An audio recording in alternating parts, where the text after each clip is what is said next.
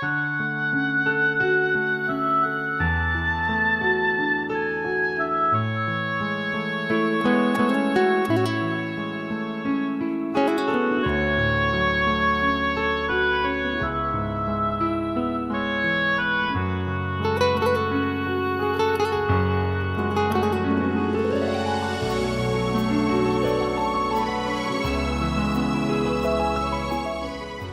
think most people, maybe including myself, or our mouth water or breathing will have germs anyhow. I don't know why.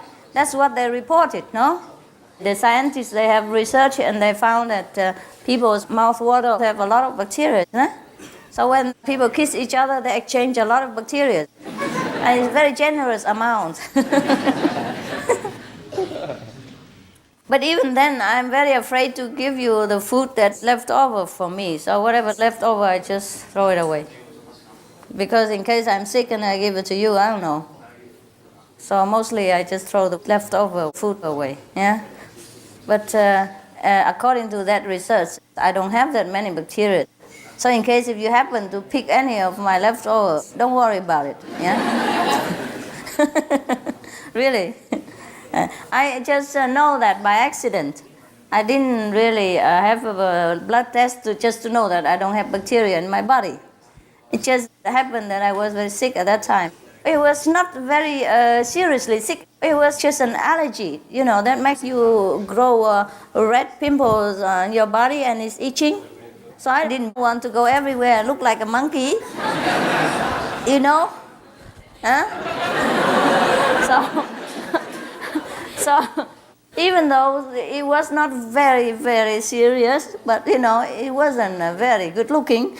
So I had to go and check up with the doctor after I took so many medicines and didn't help. So I have to go and find out what is it and what medicine is the best. Because you can't just keep going taking medicine forever. Sometimes over-the-counter medicine doesn't help you. Then you must go to the doctor and have a thorough checkup to see what it is. Sometimes you take too much medicine, it doesn't help you. And on the contrary, it harms your body, huh? So if you take a few and it doesn't help, then you must go to the specialist, huh? And that's what I did. And that's how I found out that I don't have a lot of bacteria in my body. It's a very few. For the doctor to say that means really few. Because I had to throw a blood test, everything. I have a big chart, very long chart, with all kinds of things on on. Everything 0, 0, 0, 0, 0, bacteria few. Things like that. So now we go back to the land of Egypt. Huh? We come back to Moses and his master.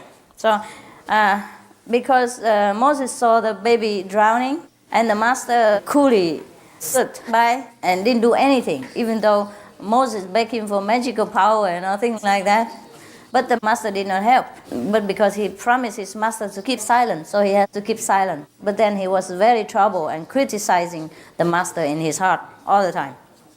Even though he knew this is not correct to criticize the master, but then he couldn't help to stop it. And he couldn't dispel all this negative thinking about the master for a long period of time.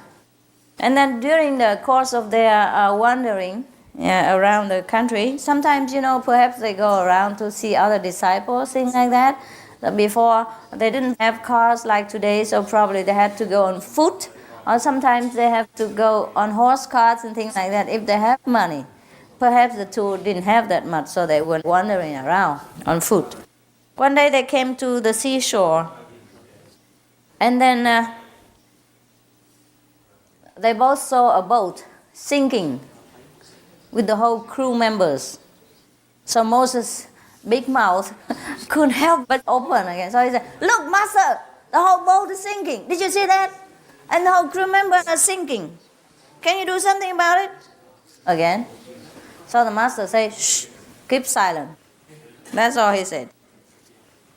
So Moses, of course, didn't say anything else and kept silent. But his criticizing thoughts were increasing manifold.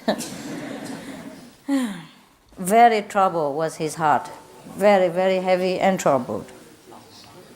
So when he got back home, he complained, not to the master, but to God. He He said, God, you told me to follow this guy. But you don't know what kind of guy he is. God said, don't talk nonsense. How do I not know? And Moses said to him, but you don't know, God. He saw a child dying, and he saw a whole ship sinking with the whole crew, 30-odd people on it, all dying, and he didn't do anything, not even move in his heart or blink his eyes.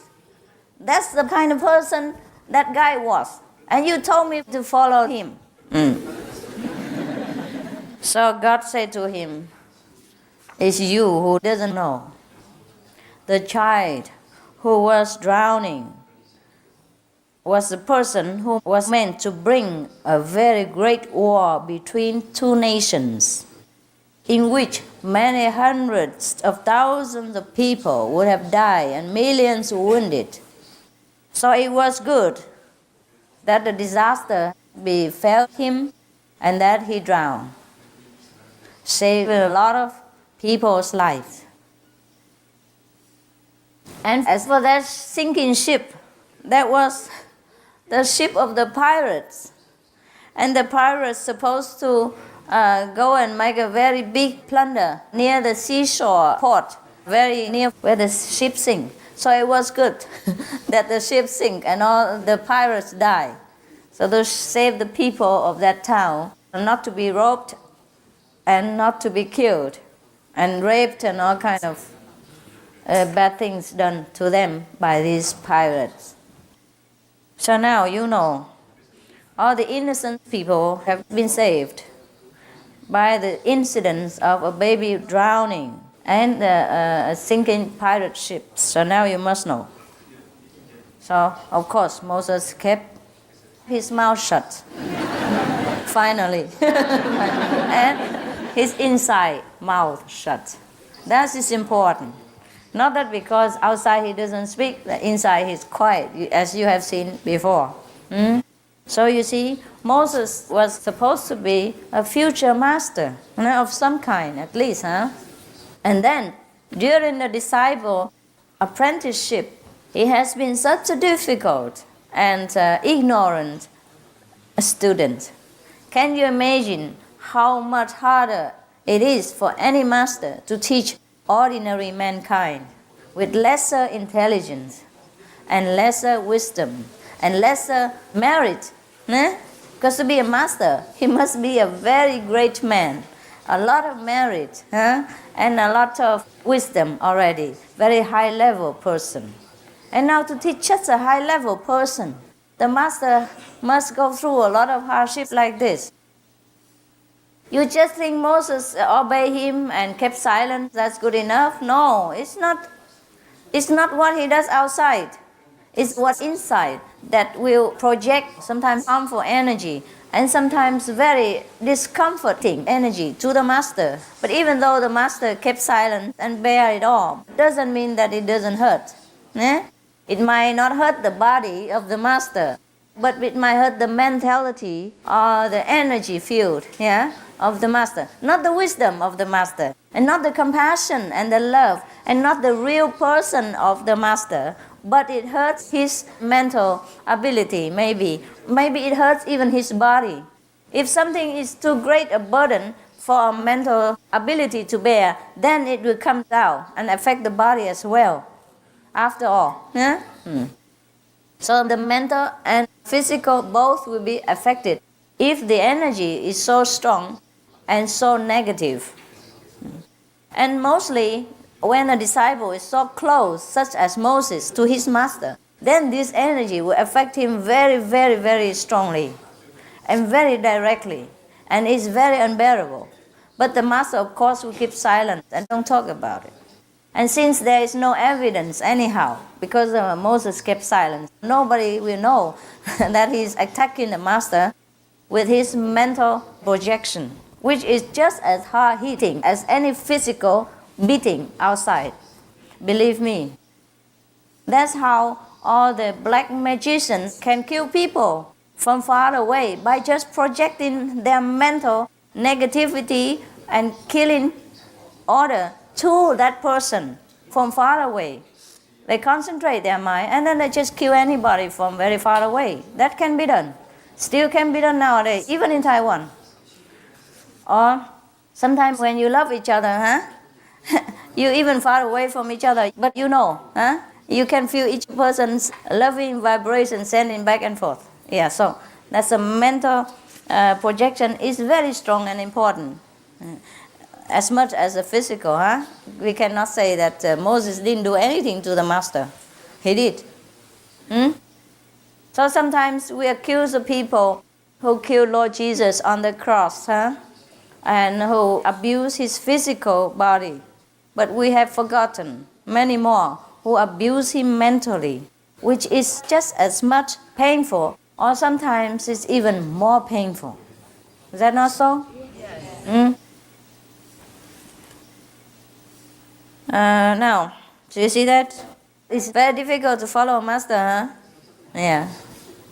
But perhaps because Moses was destined to be a leader of his people, to lead people out of Egypt, therefore he has been tested so strongly.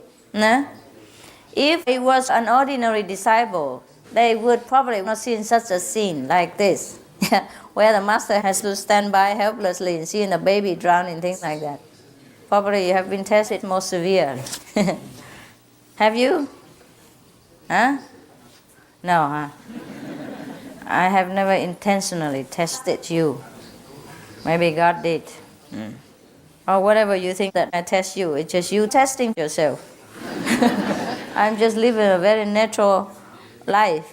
Whatever I have to do at that time, I do it. Whatever I feel like doing at that time, if it doesn't harm other people, I just do it. All right? If it's good for me, good for other people, and doesn't harm anyone, then I do it.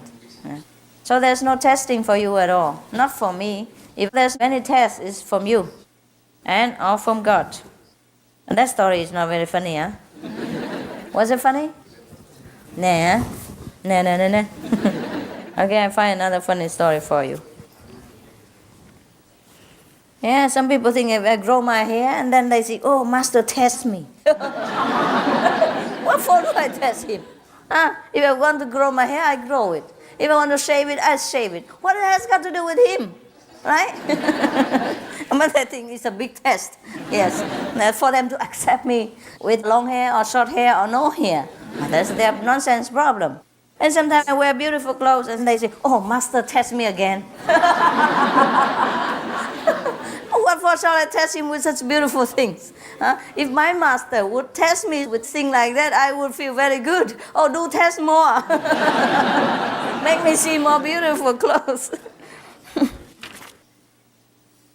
Okay. Okay, there's another story. It's very beautiful. This is more beautiful story.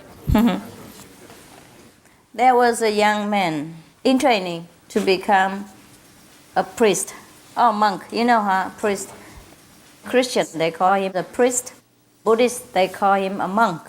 Actually, both of them are similar in rank and job and ability. Oh, not in ability, but perhaps sometimes same, sometimes not.